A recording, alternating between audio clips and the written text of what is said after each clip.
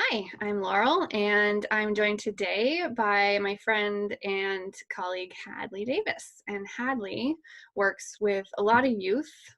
She's worked in a lot of incredible agencies serving populations that really need great services. And we are going to chat about attachment today because it's something we all have, regardless of our circumstances. We are attached or not attached. Um, in a variety of ways. So, Hadley, welcome. And do you want to just define attachment for us? Because you and I, as therapists, we can just be like, oh yeah, well, attachment, this, and we kind of know what we're talking about. But I want people that are watching this to know. Yeah, I mean, attachment, the way I think about it is just the way that you relate to other people in your life, Mhm. especially those that you care about. So, your romantic partners, your children, your parents, your family members, close friends, the way that you relate to those people in your life, all of that is attachment. How you set up boundaries, how you don't set up boundaries, how you show love or don't show love. All of that's related to your attachment and your attachment style. And so, yeah. Yeah. And what are some of those styles? I mean, how would you know what kind of attachment you have? So, I mean, there's some great literature out there. If you really want to just get nerdy about attachment Mhm. styles and what attachment style you had and have, there's a lot to go out there and find. I find that in my practical work, I don't tend to use the labels very often. I don't find them particularly helpful or Yeah. useful in guiding the way that I treat my kids and their families. But if I'm dredging up grad school memories, there's your secure attachment. Mhm. Um, and then And you that would have look like, that would mean that your parents were good enough caretakers. They um, they helped you to learn how to receive love and give love. They taught you how to emotionally regulate within mm, relationships. mm, Um, and they taught you about healthy boundaries. So, what way that you're able to say no or yes in a way that feels good to you. mm, So that I would consider a pretty secure attachment. yeah, I Vast majority of us have some version of a secure attachment, yeah, um, even at least in some area of our lives. I've yeah, found too. absolutely. So your attachment style can absolutely vary by relationship too. So most people have at least some version of a secure attachment style in some area of their life. Yeah. Um, and then you have your anxious attachments, and then you have your avoidant Mm, attachment. So, anxious, pretty self explanatory. You're feeling a lot of anxiety in your relationships, and maybe you're in those. I can see people be a little bit more of like a pursuer, like people that mm, are a little bit more afraid of loss. And mhm. then you And also need a have little your more reassurance. little more reassurance. Hmm. They might feel that, yeah, they don't feel as though maybe they're deserving of the love. So Mm, they aren't as secure in that particular relationship. mhm, They don't feel as though the love is there to stay, or that it's unconditional, that there might be some strings attached to it in mm, some way. And then you have your avoidant attachment, which is maybe people that push away, people that are not willing to take the chance with relationships. They're ones that you're not you feel very vulnerable, and so you mm, tend to put up walls. You tend to not want to put yourself out there. yeah. So Yeah. Okay. And I think there's a fourth type, but I these might have been attachment styles, disorganized. yeah, disorganized, and it's a combination of some behaviors. But when I know for me, when someone's sitting in front of me, I'm not like, well, what attachment style do they have? Absolutely not. You're looking at what do their relationships look like? How satisfied are they in those relationships? Are they able to balance vulnerability with self-protection, like vulnerability with self-protection? And most of the time feel fulfilled. Now, there's no relationship where we feel fulfilled 100% of the time. That's No, just not going to happen. no, absolutely Um, not. but I know that a commonality you and I share is that we're not out there like trying to categorize people, or I don't know that I would even conceptualize some of my clients that might have attachment or avoidant styles. I don't think that would even really enter my mind. Mm, It would be no, much more, okay, what's sitting in front of me, how dissatisfied are they, and how can we work towards greater satisfaction. absolutely. Yeah. Absolutely. It's, when you're using these kinds of words, whenever I use a label or if I use a term, it's always very consciously and it's used as a way to bridge understanding or in some way help my client um, better understand themselves or what's going on. And a lot of these clinical terms I find to be more divisive than anything else, or put more space, more like intellectual Yeah. snobbery in the middle Yeah. of a relationship. So Yeah. I don't find them useful. I think some people find it very useful in the same Sure. way that people find diagnoses helpful sometimes. We're like putting a label on something, defining something. And if you're that person, oh man, that's great. Go Yeah. find out about it. Go Mm-hmm. read the literature, make sure your therapist knows that it's important that this is the framework from which you're working. Yeah. But I mean, and also I work a lot with teenagers and Mm. and preteens and that age group, and so I have yet to find a teenager who is interested in naming their attachment styles. Yeah. No, I mean, and the issue there is that it can be so pathologizing.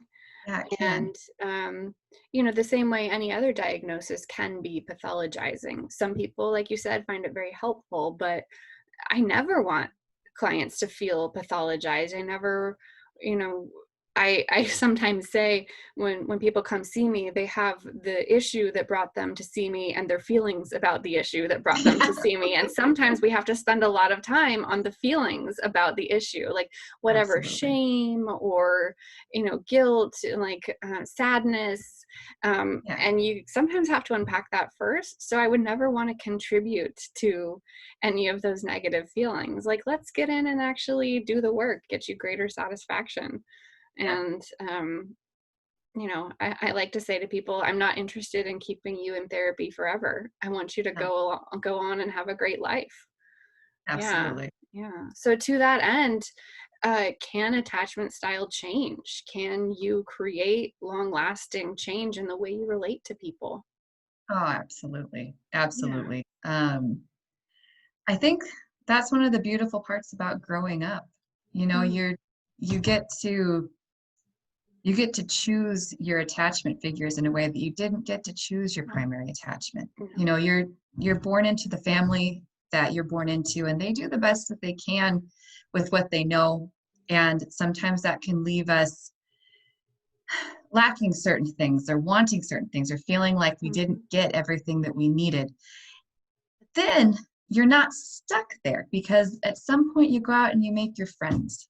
And Yeah. then at some point you go out and you make your romantic partnerships. And at some point you go out there and you're able to choose your own family, or you learn enough to where you can bring your family along with you Yeah. on your healing journey. You And start in modeling boundaries. You start yes, modeling regulation. You start modeling, absolutely. this is the relationship I want to have with you. Yes. If you want to have that relationship with me, let's do it. Let's do it. Hmm. And it's the and you have the opportunity to amend and change and heal your attachment style Yeah. in each one of those relationships. And that's particularly true when you get to your romantic Mhm. relationships, that there's a potency there that gives a lot of potential for healing. So if you and your And partner can are be the willing, most challenging. oh, there's a reason I chose potent. Yeah. It's, it brings up a lot of those primary original Yeah. attachment feelings and wounds and holes and abundances. Like that all is there in Yeah. those romantic relationships. It's So it's bringing to beautiful. mind. It's bringing to mind for me Harville Hendrix, who is the creator, the founder and creator of Imago Couples Therapy, Mm, and one of the founding principles of that couples therapy treatment is that we pick partners, and this is so uncomfortable to say and think about, but we pick partners that will help us resolve issues we have with our parents. Now, I'm not saying we're trying to date our parents. I'm not like, this no, is not some weird, gross Freudian no, thing, you know, but no, my you gosh. know, a dynamic that you had with a primary caregiver, you may seek to resolve with a romantic partner. And this is what you're saying. It's basically fundamentally attempting to heal attachment. It often is. Yeah. And I would say, and I say this with my teenagers, and also I say this with my families of my teenagers. If you find yourself in a particular relationship pattern over and over and over again, Mm-hmm. that's something to really look at, Oh yeah. because that often tells me that we're looking at some sort of an attachment issue that you're trying to resolve, and it has so far been unsuccessful. Yeah. So, and But they keep that's why. trying. They keep Oh, you do. trying to resolve it. Oh, And that gives me God. so much faith in human resilience, Oh because my no gosh, matter how many absolutely. times you have the same thing happen, you still want to try again. You're You still going do. to try and resolve it. And we will continue trying to resolve it indefinitely. Oh, absolutely. And you know, I missed an important person. If you decide to go and see a therapist, that's an attachment figure It too. is. And Mhm. oftentimes that therapist, in some cases, that might be your first healthy attachment Mm, relationship. there And are that boundaries built in. it's in there. You have Hmm. opportunities to practice every type of attachment um, aspect in that relationship And to have the therapist for it. be an active ally in that Absolutely. learning new way of relating to people. Absolutely. Yeah. So And it's that's one of the things I love most about my job, is getting to yeah. walk with people through that, seeing them heal attachment, seeing them have deeply fulfilling relationships, seeing them break these Yes. lifelong patterns and go on to just have these incredible fulfilling lives. That's why Oh, we do what we do. absolutely. Yeah.